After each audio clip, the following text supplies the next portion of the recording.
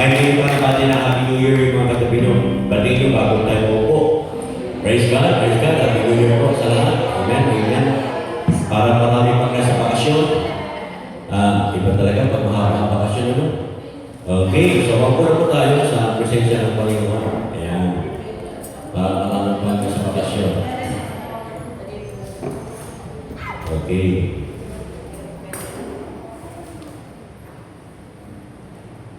Yan. Kumusta po yung mga cell leader natin? Kumusta yung mga cell member nyo? Ano na pong nangyari? Okay. Isa lang yung mga kapatid sa oras na ito ang mensahe ng umaga. Mga kapatid, meron po ako ipapakita sa inyo na picture. At ito po yung top 3 na animals na meron pong matalas na memory. Yung memorya. Meron yung mga hayop na napakatatalas na memorya. Mga kapatid. Kaya bibigay ko po yung ranking nila, yung top 3 lang, mga kapatid, na animals according to memory strength. Tingnan po ninyo kung sino itong mga hayop po ito na ipapakita ko sa inyo para alam din natin, para magkaroon din tayo ng konting info sa mga hayop po ito na napakatatalas na memory. Una sa listahan, mga kapatid sa Panginoon ay ang mga elephants yan, ang mga elepante. Alam niyo ba, ang mga elepante, napakatalas ng kanilang memory. Kaya nilang magtanda ng mga tao. Kilala nila kung sino ang mga taong nakakaharap nila. And even yung mga bats, yung mga dinadaanan nila, alam nila kung saan sila dadaan. Okay? At ito pa, meron pang emotions. Yung emotions for decades. Kahit matagal na panahon, kahit 10 taon pa lumipas, naalala pa rin nila at nararamdaman pa rin yung kanilang mga naramdaman noong pang mga matagal na panahon. And even recognizing the task of close family. Yung pong task, yung ang tawag dito, hindi sumay eh. Yung nasa, nila, sumay, hindi sumay, yung nasa ilalim, yung task. Yun po, kaya nilang ma-recognize yun. Kahit yun lang ang makita nila, hindi na yung may-ari nun. Alam nila yung kung yun ay sa kanilang pamilya, maaaring anak, kapatid. Alam nila, kaya nilang ma-recognize yun kung kanino yung mga task na yun.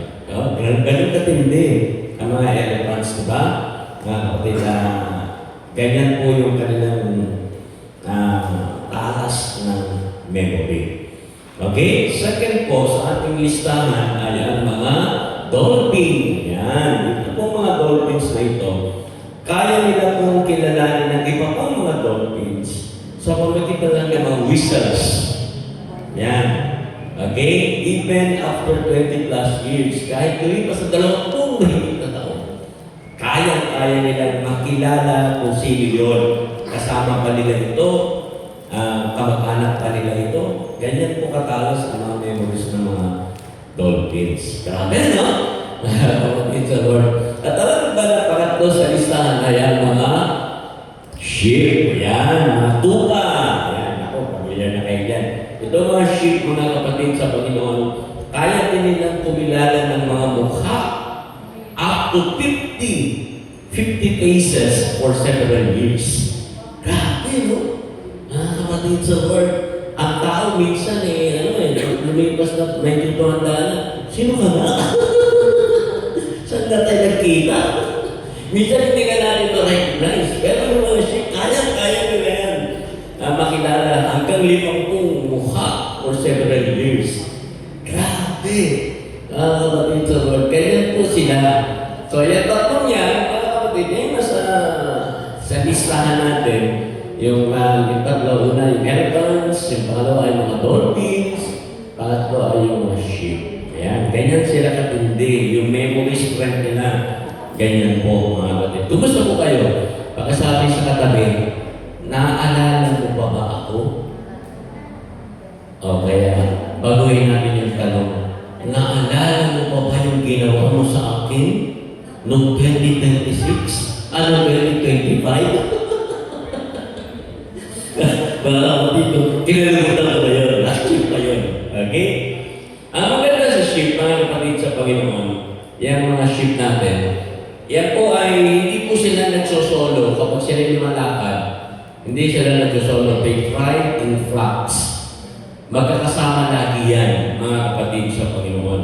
Mas okay sa kanila na sila po ay magkakasama. Ganyan sila maglakad, ganyan sila kung pag sinusugat sila, hindi sila sinusugat ng isa-isa, hindi sila inilalakad ng isa-isa. Katulad na aming mga dogs. Pag inilalabas namin, one by one, hindi pa pwedeng magkakasama, magkaaway-away, magkakagulo-gulo.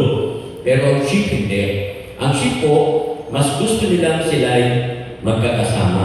They thrive in groups, they thrive in gangs, they thrive in gang-gang. Yan. Na-familiar ba kayo sa gang-gang? Actually, yung title ng message natin, gang-gang. Sino ba ang familiar sa gang-gang? Ano ang title niya? Gang-gang. Gang-gang. Hello. Sabi sa tabi, gang-gang. Sabi sa tabi pa, gang-gang. Ano ba yung gang-gang? Sino ba nila sa gang-gang? Sa henerasyon natin ngayon, familiar yan. Ewan ko lang kung naintindihan niyan. Nare-research ko lang yan. Nababasa, nare-research. Alam ko ang inyong gusto, pwede mag-research yan. Ang gang-gang daw po is a slang word ng salitang gang. Slang word lang siya. Gang po yan. Gang-gang. Gang. Okay? Yan lang po yun. Mga kapatid, ang gang-gang is a group of people in our society today na kapatid that usually wear layered dress. Sila yung mga gang-gang. Yung mga damit nila ay sobrang andalaki, oversized. Ganyan sila magsuot ng mga damit. Mas gusto nila magsuot ng mga oversized na mga damit. And also, they wear fancy jewelries. Gusto nila yan, yung mga fancy jewelries. Ganyan mga gang-gang. Okay, may gang-gang ba dito? May gang-gang dito. Gusto ko nila na magkakasama sila, mga kapatid sa Lord. Well, tingnan natin, ano ba itong pinag-uusapan natin? Dito po sa ating pag-uusapan ngayon, mga kapatid sa Lord, ay gagawin ko muna sa inyong kwento. Nung minsan si Jesus po ay nakasama ang mga sinners, mga tax collectors. Nung nakasama niya itong mga tao ito na nire-reject ng lipunan at hindi pinapansin, nilalagay ng mga Pharisees, nagulat yung mga tao, sabi, sino ba itong Jesus na ito? Bakit nakasama niya yung mga kasalanan? Bakit nakasama niya yung mga tao gumagawa ng hindi maganda? Sabi niya, kaya nagulat sila, mga kapatid. At dahil doon, mga kapatid, nakita nila na si Jesus ang kasama yung mga sinners, mga tao, mga gumagawa ng mga hindi maganda. Sabi nila, hindi tama. Something is wrong. Sabi niya gano'n. Akala ko ba, righteousness, akala ko ba, kingdom of God ang tinuturo ni Jesus? Pero ang sinasamahan niya ay mga makasalanan. Ang sinasamahan niya, mga tinatakwil ng lipunan. Bakit gano'n? Na-alerto po yung mga Pharisees, mga kapatid sa Panginoon. Kaya kinwestiyon nila si Jesus, ano yan? Bakit sumasama ka sa mga taong marumi? Bakit ka sumasama sa mga sinners? Yun ang tanong nila. That's why, kinuwento ni Jesus ang parable ngayong umaga na ating pag-uusapan para ipakita kung ano pa talaga ang pag-ibig ng Diyos. Kunin natin yung text na natin, mga kapatid, sa Luke chapter 15, verse 4, 5, and 6. Verse 4 lang muna ang ating babasahin ngayon. Tuloy natin mamaya yung 5 and 6. Dito muna sa verse 4. Ito po yung sinasabi ng verse na yan. If any of you has 100 sheep, yan yun, yung 100 sheep, yan yung gang-gang. Okay? 100 sheep, yan yung gang-gang. And one of them gets lost. What will you do? Won't you leave the 99 in the field and go look for the lost sheep until you find it? Yan. Ito po yung nagtulak sa Panginoon para ikwento ito dahil yung mga tao po, question siya, bakit hindi yung mga righteous ang kasama mo, ang sinasama mo yung mga sinners? Kasi sa kwentong yan, gusto ituro ng Panginoon sa mga Pharisees na kung magmamahal tayo ng tao, hindi natin dapat pinipili. Dapat mahal natin ang lahat ng tao. Amen? Kasi si Lord, di ba, yan ang sinabi niya, For God so loved the world. Hindi niya sinabing mahal niya ang mga taong gumagawa ng mabuti, kundi sabi niya mahal niya ang lahat ng tao. Pakisabi sa katabi, I love you with the love of the Lord. Yan, mahal kita sa pangalan ng Panginoon. So pray muna tayo. Father, in the name of Jesus, enlighten mo po ang aming mga isipan, ang aming mga puso, ihanda na pagdakalimanan ng mga salita. Buksan mo kami, Panginoon, sa iyong harapan at ayaw mo po ng mga salita mo mag-usap at ang salita mo, Panginoon, ay magbigay ng kagalakan sa aming mga puso dahil sa iyong dakilang pag-ibig.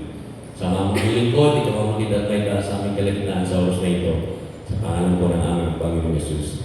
Amen. Amen and amen. Okay, praise God. Balikan natin yung verse. If any of you has 100 sheep and one of them gets lost, doon sa isang daan, may isang mawawala. Matindi yan, mga kapatid sa Panginoon.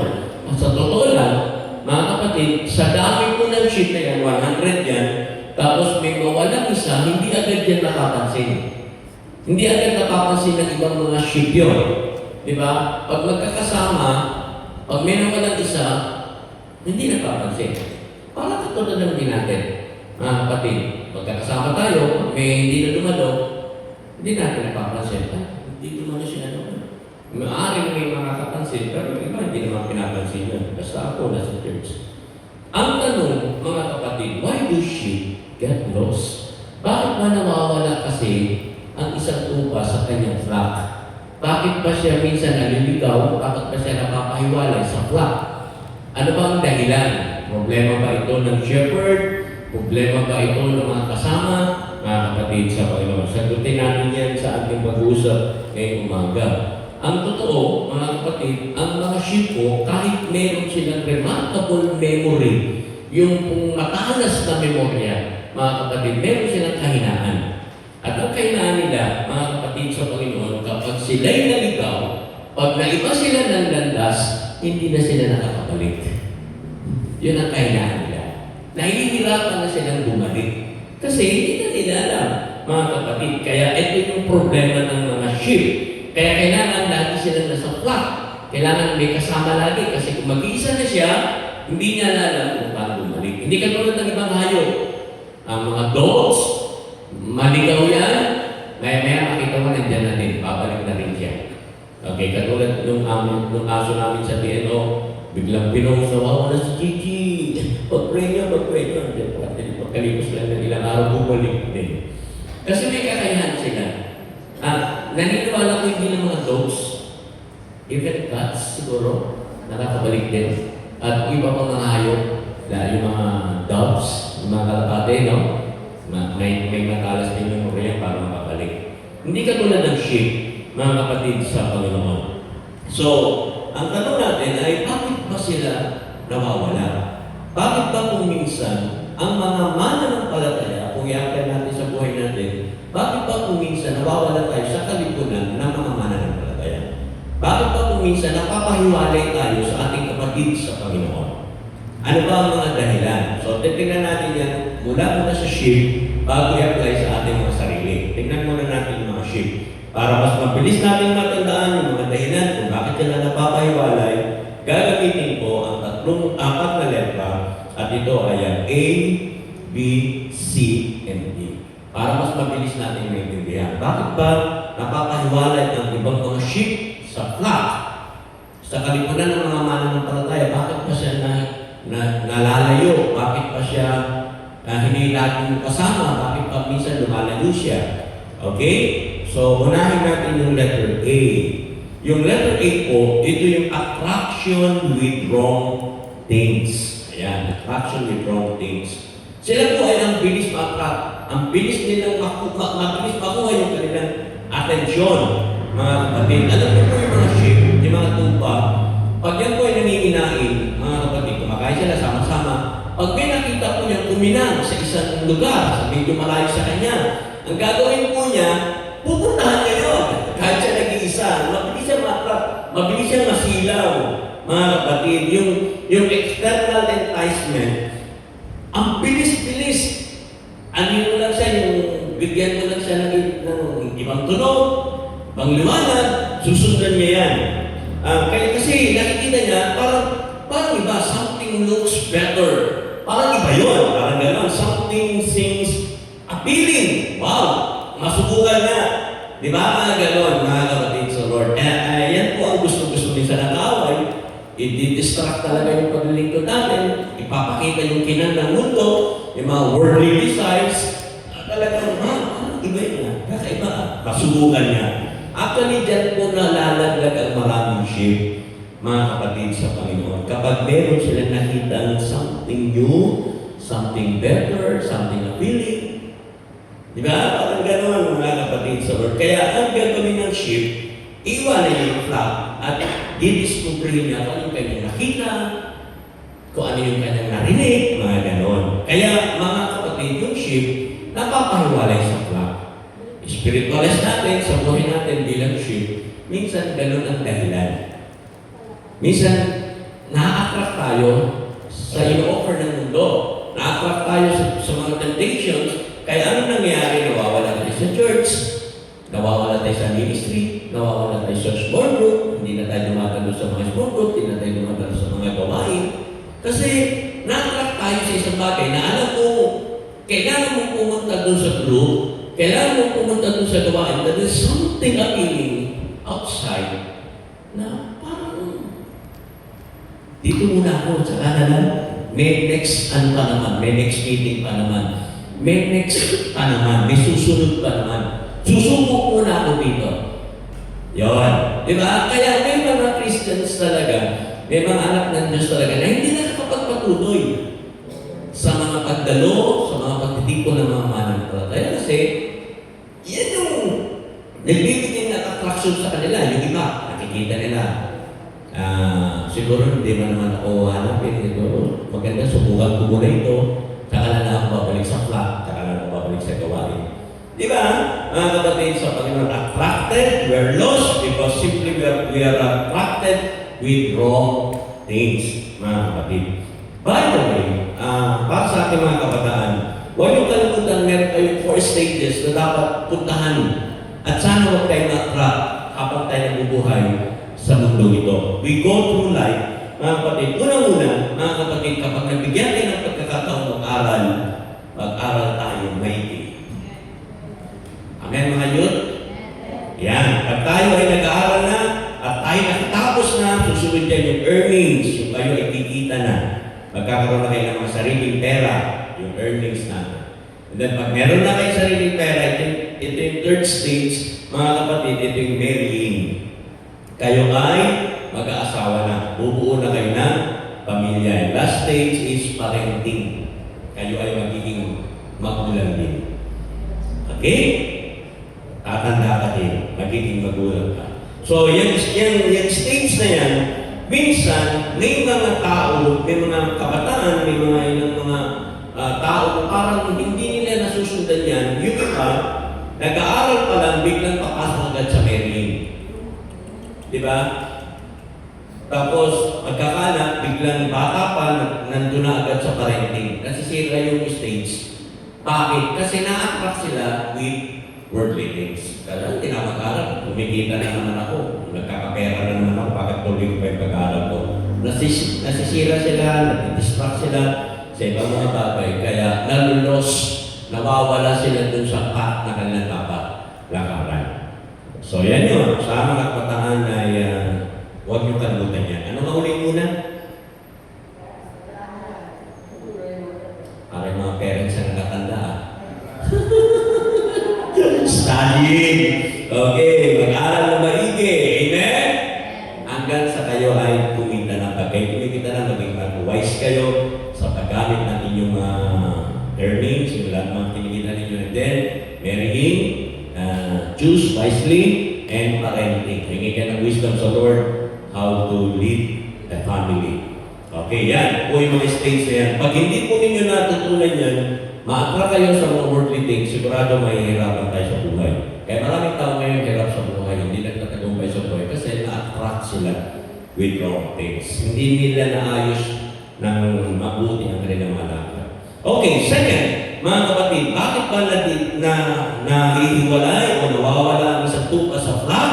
Pangalawa, we experience they experience broken and wounded heart. Okay? Nakakaranas po ang mga sheep na sila'y masugatan, nakakaranas po sila mga kapatid sa Panginoon ng ilang mga mahirap na bagay sa kanilang pong buhay bilang mga sheep. Okay? So, ano po ba ang mga nakakasugat sa sheep? Okay? Sa mga tupa, mga kapatid sa Panginoon. Ano po ba ang nakakasugat sa kanila? Una-una yung rough terrain. Yung mahirap na daan, mga kapatid. Minsan kasi, mga kapatid, yung dinaraanan nila, minsan matarik, mabato, may mga tinik-tinik sa kanilang dinadaanan, nahihirapan sila, nasusugatan sila, kaya nahihiwalay sila sa flock. Sino ba naman ang ship na alam na nga mahirap, nasusugatan ay tuloy-tuloy pa rin? Kaya minsan napapahiwalay talaga. Kasi nasasaktan, mga kapatid sa Panginoon. Minsan naman, yung ibang ship ay hindi talaga nabibigyan ng pansin o hindi naaalagaan. Kaya anong nangyari, yun, napapahiwalay sila, mga kapatid. At minsan naman, nag-aaway-away din yung mga tupa. Di ba? Yung aming mga dogs, pag nag-aaway-away yun, talagang sasaway ko talaga kasi magkakagatan sila. Pero, praise God, yung mga sheep, mga kapatid sa Panginoon ay kaya pala sila humihiwalay sa flock kasi sila ay nagkaroon din ng pag-aaway-away. Okay? So, yan po yung nangyayari sa kanila. Okay? Una, rough terrain. Sunod, lack of care. At pangatlo, yung flock friction. So, yan po yung tatlo na nangyayari sa mga sheep, mga kapatid sa Panginoon. Kaya sila napapahiwalay sa flock. Kasi hindi sila nagkakasundo. Yun yung flock friction. Ngayon, i-apply ulit natin sa ating buhay bilang mga sheep, mga kapatid sa Panginoon. Yung rough terrain, ito yung mga life circumstances, yung life's pain, yung mga sakit na nararanasan natin, mga kapatid, na minsan, mga kapatid, dahil sa hirap na pinagdaraanan natin sa buhay, nawawala tayo sa church. Nawawala tayo sa flock. Nawawala tayo sa group of believers. Kasi may pinagdaraanan tayo sa buhay, mga kapatid. Kaya yun yung isa sa mga dahilan kung bakit ang mga mananampalataya ay napapahiwalay sa flock kasi may pinagdaraanan siya sa buhay. Mahirap yung kanyang sitwasyon. Mahirap yung mga sakit na kanyang nararamdaman. Mas pinipili niyang mag-isa na lang siya. Ayaw niyang makipagkwentuhan, ayaw niyang makijoin sa mga believers. Mas pinipili niya na mag-isa. Kaya siya napapahiwalay. Nakuha niyo po? Nasusundan niyo po? May mga mananampalataya ganyan. May pinagdadaanan na kayo, huwag niyo muna akong involved sa ministry, huwag niyo muna akong involved dyan sa mga gawain. Okay lang ako dito, ayos lang ako dito. Kasi may pinagdadaanan siya. Okay, yan yung rough terrain na pinagdadaanan ng mga mananampalataya, mga kapatid. Kaya siya napapahiwalay. Kaya unawain natin minsan yung mga tao napapahiwalay sa group, napapahiwalay sa small group, sa cell group. Kasi ganyan yun, mga kapatid. Second, mga kapatid, yung lack of care, mga kapatid, minsan, mga kapatid, nakakaramdam ang isang sheep na parang hindi siya napapansin. Okay? Minsan ay nakakaramdam siya na wala man lang tumatapik sa balikat ko. Wala man lang nagsasabi ng kumusta ka na. O anong nangyari sa'yo? Wala man lang nangungumusta. Di ba? Mga kapatid, nakakaramdam ang sheep ng ganyan. So, minsan akala natin, wala nang pakialam ang isa't isa sa atin. Nakakaramdam ng gano'n ng sheep. Minsan, pakiramdam mo, walang pakialam yung cell group leader mo. Kasi yung cell group leader mo, hindi man lang kayo tinatawag para mag-join, para mag-small group. Di ba? May mga cell leader na minsan sa sobrang busy, sa sobrang dami ng ginagawa, minsan hindi na nag-cell group. Di ba? Kaya yung mga cell members naman, nararamdaman hindi na kami mahal ni cell group leaders, ni cell group leader kasi hindi na kami tinatawag, hindi na kami nag-cell group, hindi na kami nagtitito. Parang wala na. Minsan gano'n, nakakaramdam yung mga cell group member ng lack of care, parang di na kami nagpag-pray, parang wala na nagpe-pray sa amin, parang wala na nangumusta, parang wala na, nakakalam ng pinagdaranan natin. Minsan akala mo, walang nakakaintindi sa'yo. Di ba? But sometimes, listen to this, the absence of attention becomes a wound. Pag hindi ka na napapansin, nagiging wounded ka na. Nasusugatan na ang iyong puso. Tingin sa katabi. May katabi ka bang sugatan?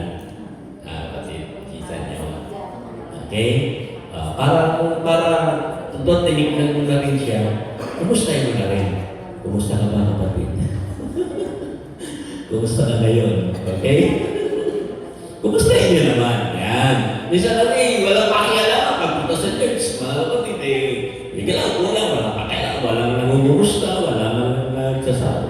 Yan. Kaya yung iba, hindi man ako napapasin, walang mga pakialam sa akin. Buti pa, malis na lang ako sa group. Yan. Ganun yun. Isa yun sa mga dahilan kung bakit ang mga sheep ay nawawala sa flock. Okay? Kasi pakiramdam nila, hindi sila naalagaan. Pangatlo, flock friction, mga kapatid. Ito naman yung conflict inside the church. Minsan, nakikita natin, mga magkakapatid sa Panginoon, nag-aaway-away, nagsisiraan, di ba? Hindi nagbabatian. Wala namang, hindi naman maganda church. Lagi na lang, sila mismo nag-aaway. Kaya ayaw na lang, alis na ako sa church na yun. Kasi yun. Isa yun sa mga dahilan, mga kapatid, kung bakit umaalis ang sheep. Kasi sila may kaaway sa church. Di ba? Nagkakaroon ng awayan sa church, mga kapatid. At isa sa mga pinag-awayan ng mga mananampalataya, yung pagkakaiba ng ideas, pagkakaiba ng mga opinion, nagkakaroon ng iba't ibang kaisipan. At pag hindi nagkasundo, hiwalay na lang. Aalis na lang. Kasi flat friction. Kasi hindi pakiramdam nila ay hindi na sila masaya kasi nga nag-aaway-away, hindi nagkakaintindihan. So, alis na lang. Okay? Yan yung mga dahilan, mga kapatid sa Panginoon. Minsan, doon sa flock friction, isa sa mga dahilan dyan ay yung, hambawa yung mga magkakapatid, nagtutangan, tapos hindi nagbayad, yung hindi umutang, tapos hindi nagbayad. Ayan, nangyari, ako di mo na ako binabayaran. Umutang ang laki ng inubusan, tapos hindi binabayaran. Di malay na lang, pahala siya sa buhay niya. Doon, iniiwanan na. Flock friction, mga kapatid sa Panginoon. Kaya nagkakahiwa-hiwalay, umaalis po kasi may mga friction. Naintindihan, mga kapatid sa Panginoon. Pero ang maganda dito, mga kapatid, gusto kong sabihin sa iyo, hindi mo lang alam, pag ikaw ay lumiwalay sa flock, pag ikaw ay nawala, may nakakapansin sa iyo. At yan ay walang iba, kundi ang ating great shepherd. Yan ay ang ating Panginoon. May nakakakita sa iyo. Amen. Kitang-kita ka niya pag nawala ka sa flock. Alam niya kung bakit ka umalis. Napapansin ka ng Panginoon. At gusto kong sabihin sa iyo na dahil napapansin ka ng Diyos, napapansin ka ni Jesus, sapat na yun. He cares for you. Nagmamalasakit ang Diyos sa mga taong napapahiwalay sa flock. Amen. Amen po ba, mga kapatid? Kaya yun yung nangyayari dahil we're looking for attention, naghahanap tayo ng attention, tapos hindi ito naibibigay sa atin, we become broken, we become wounded. At kapag broken na tayo, kapag wounded na tayo, we go away. We just go away, mga kapatid sa Panginoon. Yan yung mga dahilan kung bakit ang isang sheep ay napapahiwalay sa flock. Pangatlo, mga kapatid sa Panginoon, anong letter na tayo? Letter C. Okay. Ang pangatlo po ay careless choices in life. Ayan. Ito naman po yung pagpili na hindi man lang pinag-isipan. Okay? Careless choices in life. Ito yung sinadya mo ng gawin, mga kapatid, na kahit alam mo hindi tama, para sa iyo, tama yun, okay na. Sinadya mo ng gawin, sinadya mo ng hindi sumunod sa tama. Okay? Kasi para sa iyo, okay to. Para sa iyo, okay na, ayos na. Wala naman akong nasasaktan. Wala na naman akong pakialam sa iba. Ito yung sinadyang gawin. The choice, mga kapatid sa Panginoon, na pinipili natin, ito yung careless choices in life. And one example is this, mga kapatid sa Panginoon. Halimbawa, nasaktan ka. Okay? Nasaktan ka, wounded. Nagkaroon ka ng sama ng loob, nagkaroon ka ng sakit sa iyong pain, mas pinipili mo na manatili dun sa pain. Choices in life, mas pinipili mo, okay lang ako dito. Mas pinipili mong manatili sa pain, mas pinipili mong manatili sa takot, mas pinipili mo yung sitwasyon na alam mo hindi makakabuti sa'yo. Akala mo okay, pero kapag pinili mo yun, nararamdaman mo hindi ka okay. Sa isip mo lang okay, mga kapatid. So the choice, mga kapatid, not to settle things. Yan yung mga careless choice yung hindi ko naayusin ito, hindi, okay na ako dito, lilipas dito, mawawala dito, di ba? Yung mga ayaw mo na makipag-ayos, ayaw mo na makipag-usap, kung may nakagalit ka, kung may nakawin ka, ayaw mo na makipag-usap sa kanya, okay na dito, hindi mo na ako may kasalanan eh. Okay? Yung choice mo, mga kapatid, is to keep the pain. Tatago mo na lang ito, ako na lang ang mag-iingat ng pain na ito. Hindi ko na ito kailangan i-share pa. Hindi na ako hiling ng prayer. Andiyan naman si Lord. Di ba? Yung mga ganon, mga kapatid sa Panginoon. At dahil dyan sa careless choice in life, mga kapatid sa Panginoon, hindi mo napapansin, it brings you out of the flock. Napapahiwalay ka na sa flock. Out of the church. Hindi ka na nakikita sa church. Hindi ka na nag-church. And out of the group. Nawawala ka na sa small group. Nawawala ka na sa sermon. Diba, mga kapatid sa Panginoon? Kasi, pinili mo yun eh. Yun yung gusto mong desisyon. Yun yung gusto mong gawin. At wala kayong pakialam kung ano yung desisyon ko. Yan po yun. Kaya dahil yan, mga kapatid, hindi mo nakikita, lumalayo ka na, mga kapatid. Alam niyo ba ang paglayo sa Lord ay hindi po isang one big leap? Hindi po. Ang paglayo sa Lord ay nag-start sa small, careless choices. Kapag pumili ka ng isang bagay na alam mo kahit hindi maganda at hindi kalooban ng Lord at pinangatawanan mo, dinugtungan mo ng dinugtungan, makikita mo unti-unti, malalayo ka. Malayo ka na sa Lord. Mararamdaman mo yan, mga kapatid. Kaya poor choices that are leading to living. Hindi mo nakikita, hindi mo napapansin, ang layo mo na sa Panginoon. Ang layo mo na sa flock. Hindi ka na nag-enjoy na kasama ang mga kapatid sa Panginoon. Tingnan mo yung katabi mo. Nag-enjoy ka ba na kasama siya? Yung kaliwa sa kanan. Nag-enjoy ka ba na kasama yan? Ikaw ba ay manunungkot? Ikaw ba ay manunungkot pag hindi mo yung nakita next Sunday, sa pamilya, sa mga group? Nanunungkot ka ba? Minsan nasabi ko sa isang kapatid, talagang pag hindi kita nakita sa revival, magtatampo na ako sa iyo. Kasi nakakapagpuan pag hindi mo makita ang isang kapatid sa Panginoon. Di ba? Kasi yun eh, mga kapatid sa Panginoon.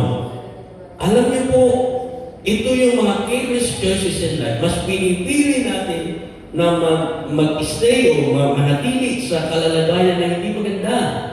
Mga kapatid, yun yung choice natin. Ito yung mga desisyon na hindi mo pinag-isipang mabuti. Kaya ang ending, napapahiwalay ka sa flock. Ayaw mo nang umaten sa mga fellowship. Ayaw mo nang umaten sa mga cell group. And ayaw mo nang umaten sa mga services. Malungkot, di ba? Mga kapatid sa Panginoon. Kaya po, minsan, yan po yung mga dahilan kung bakit may mga sheep na napapahiwalay sa flock. And last, yung letter D, disobedience from the voice. Ito na talaga yung hindi pagsunod. Minsan iniisip kasi ng sheep na mas okay naman itong decision ko kaysa sa iba. Okay? Pakiramdam niya, mahulog siya, pakiramdam niya, magaling siya, kaya hindi niya na kailangan sumunod sa boses ng kanyang shepherd. Okay? May mga sheep na Yung boses nila ang kanilang pinakikinggan at hindi yung boses ng kanilang shepherd. Di ba may ganon? Mga kapatid sa Panginoon, bakit kailangan kong sumunod sa boses ng shepherd? Kailangan yun. Kasi you are a sheep. Hindi ka naman shepherd eh. Di ba? Sumunod, gawin mo na lang yung gusto mo pag shepherd ka na. Amen. Amen po ba? Mga kapatid. Kasi minsan pag sinasabi ng shepherd, dito tayo. Ito'ng gagawin natin. Sasabihin ng sheep, ayaw ko dyan.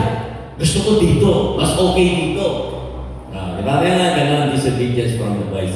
Alam niyo, mga sheep minsan, mga kapatid sa Lord, ay hindi nila napapansin, mga kapatid, na sila po talaga ay napapahiwain na sa flock.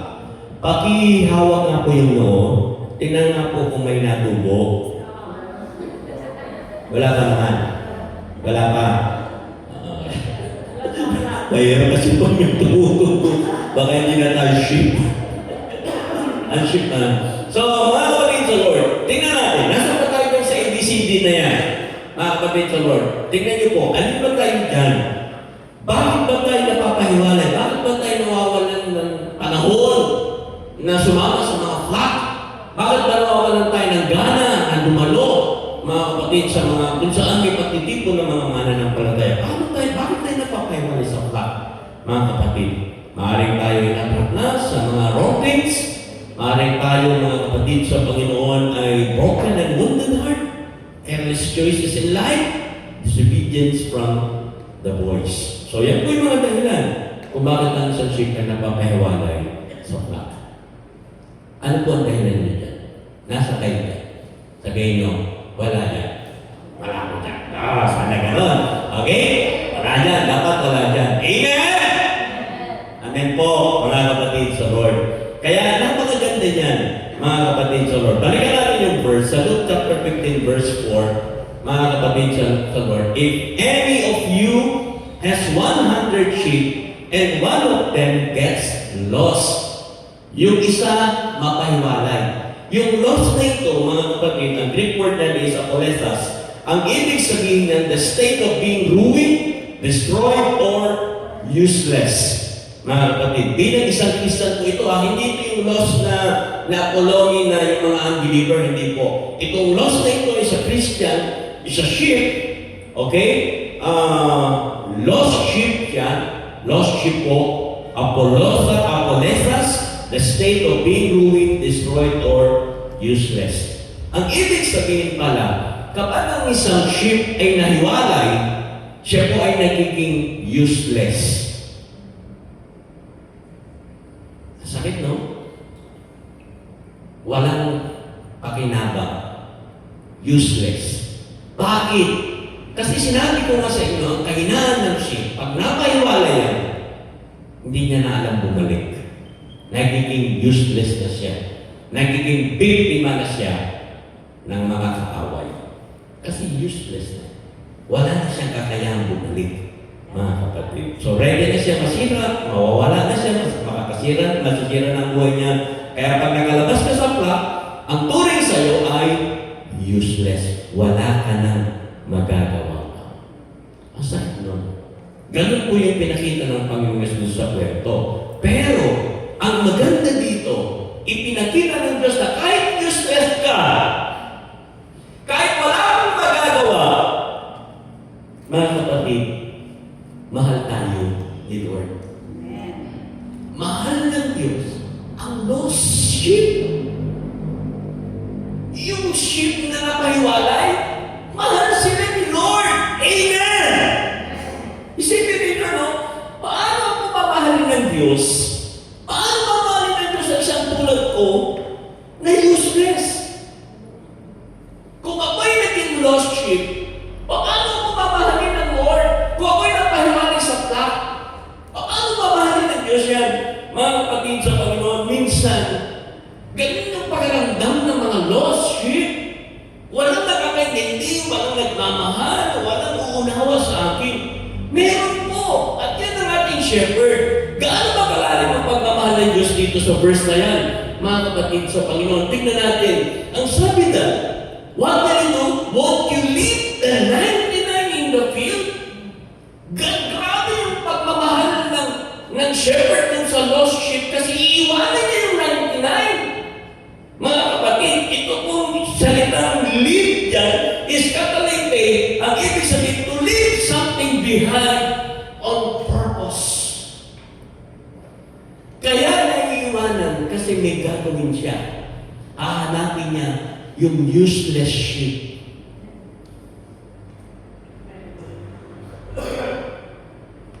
Kahit sa tingin ng mundo, useless. Kahit pakiramdam mo wala ka ng pag-asa, narito ang pag-ibig ng Diyos. Iiwanan niya ang 99. Mga kapatid, and He is going after the useless one. Hahanapin ka ng Diyos. Amen.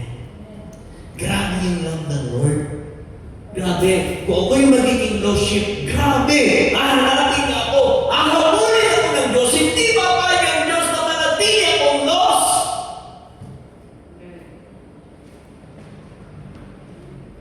Ano po ang tingin ng tao sa akin ay useless na? Ano po ang tingin ng tao sa akin? Ako ay napakadumi. May maghahanap sa akin. At yan ay ang aking shepherd. Amen. The shepherd's love is compassionate. Ito pong pag-ibig na ito ng shepherd, compassionate. Ang ibig sabihin ng compassionate, you are putting yourself in the shoes of the sheep. Ilalagay mo yung paa mo. Ilalagay mo yung sarili mo sa paa, sa sapatos, sa kalalagayan ng isang sheep. Kasi alam ng shepherd, yung lost sheep, walang kakayahan bumalik. Dahil walang kakayahan bumalik yung lost sheep, kailangan yung shepherd gumawa ng paraan para makabalik tayo.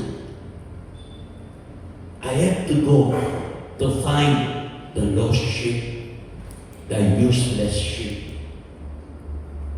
Alam niyo yun, mga kapatid, and this is the love of God for us. Mahal na tayo ni Lord. Kaya sabi sa katabi, napakamahal, mahal na mahal ka ni Lord.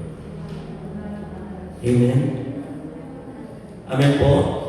Yung dami ng kasalanan natin, yung dumi ng buhay natin, it doesn't matter. It doesn't matter. Kahit gaano pa karumi ang buhay natin, kahit ano pa ang ginawa natin yung labas, kahit ano pa, mga kapatid, ang mga kapalpakan natin yung labas, Jesus is looking for you. Baka naman mo lost ka. Baka naman hindi ka nakarapat-dapat sa flat. God is looking for you. God is running after you. Amen? Where is my lost sheep? I need to find the useless sheep. Kailangan ko siya hanapin. And the shepherd did not leave because the 99 didn't matter. Hindi ibig sabihin, porque inuwanan niya yung 99, hindi na yung mahalaga, hindi ganun yun. Mga kapatid, he left because the one mattered just as much. Kung mahal ng shepherd yung 99, mahal na din yung nawawalang isa. Amen? Amen po? At grabe yung pagmamahal niya dun sa nawawalang isa na kailangan niya mag-effort, kailangan niya bigay ang buhay niya, kailangan niya bigay ang time niya just to find the useless sheep. Grabe, mga kapatid, mahalaga sa ating Panginoon yung nawawalang tupa. Hindi natin ito maintindihan hanggat hindi mo nararamdaman na ikaw yung isang yun na hinahanap ng Panginoon. Marahil, iniisip natin, hindi mo ako nawawala. Nasa plak ako, pero wala kang connection sa isa't isa. Wala kang connection sa plak. Kung wala kang connection sa plak, you're lost. Kaya importante mga kapatid na maintindihan mo, hinahanap ka ni Lord. Amen? Amen po, pakitapik ng mo yung balikat na inyong katabi. Sabi mo, hinahanap ka ni Lord. Kung pakiramdam mo, nag-iisa ka sa laban mo sa buhay, para daw sinasarili mo lang yung laban mo, at wala na nakikindi sa'yo, gusto ko sabihin sa'yo na yung maga, hinahanap ka ng Panginoon. Kasi mahalaga ka sa Kanya. Kung pakiramdam mo yung problema mo sa sarili mo lang, ikaw lang mag-isa, hinahanap ka na. Naghahanap si Lord.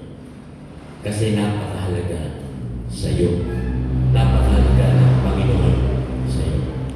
Ang sabi doon, if any bears 100 sheep and one of them gets lost, what will you do once you leave the 99 in the field and go look for the lost sheep until you find it? The word look here, mga kapatid, implies grace in motion and love in action. Itong look na ito, hindi titigil ang Panginoon hanggat hindi kanya na ibabalik sa plano.